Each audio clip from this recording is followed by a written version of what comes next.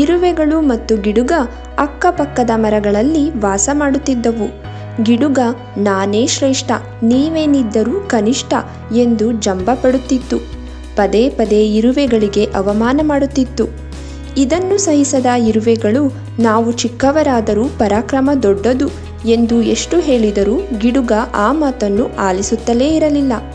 ಅದೊಂದು ದಿನ ಗಿಡುಗನ ದುರಾದೃಷ್ಟವೋ ಇರುವೆಗಳ ಶಕ್ತಿಯನ್ನು ಪ್ರದರ್ಶಿಸಲು ಅವಕಾಶವೋ ಎಂಬಂತೆ ಆ ಜಾಗದ ಮಾಲೀಕನ ಅಪ್ಪಣೆಯಂತೆ ಕೆಲಸಗಾರ ಬಂದು ಮರಗಳನ್ನು ಕಡಿಯುವ ಕೆಲಸ ಆರಂಭಿಸಿದ.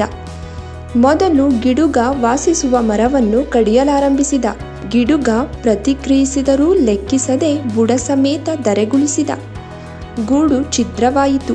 ನಿರಾಶ್ರಿತವಾದ ಗಿಡುಗ ಮರಿಗಳೊಂದಿಗೆ ಮತ್ತೊಂದು ಮರವನ್ನು ಅವಲಂಬಿಸಿತು. ಆ ಮರವನ್ನು ಕೂಡ ಕಡಿದ. ಹೀಗೆ ಗಿಡುಗ ಅವಲಂಬಿಸಿದ ಎಲ್ಲ ಮರಗಳನ್ನು ಕಡಿದಾಗ ಆಶ್ರಯವಿಲ್ಲದೆ ದಿಕ್ಕೇ ತೋಚದಂತಾಯಿತು. ದೂರ ಹಾರಿ ಹೋಗೋಣವೆಂದರೆ ರೆಕ್ಕೆ ಬಲಿಯದ ಪುಟ್ಟ ಮರಿಗಳು. ಛೆ, ಏನು ಮಾಡಲಿ ಎಂದು ಯೋಚಿಸುತ್ತಿತ್ತು. ಕೆಲಸಗಾರ ಕೊನೆಗೆ ಇರುವೆಗಳು ವಾಸಿಸುತ್ತಿದ್ದ ಮರವನ್ನು ಕಡಿಯಲು ಹೋದ. ಮೊದಲೇ ನಿರ್ಧರಿಸಿದ್ದ ಇರುವೆಗಳು ಮರದ ಬುಡದಲ್ಲಿ ವೃತ್ತಾಕಾರವಾಗಿ ಸೇರಿದವು.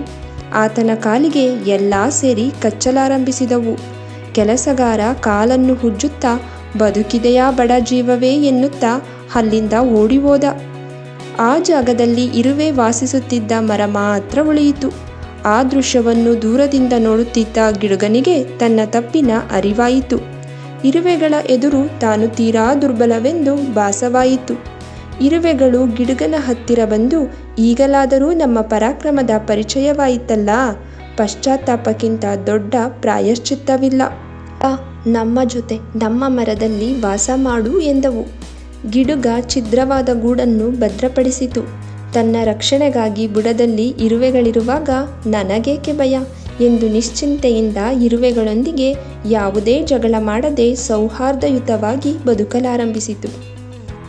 ಇನ್ನಷ್ಟು ಸ್ವಾರಸ್ಯಕರ ಕಥೆಗಳಿಗಾಗಿ ನಮ್ಮ ಚಾನಲ್ನ ಸಬ್ಸ್ಕ್ರೈಬ್ ಮಾಡಿ.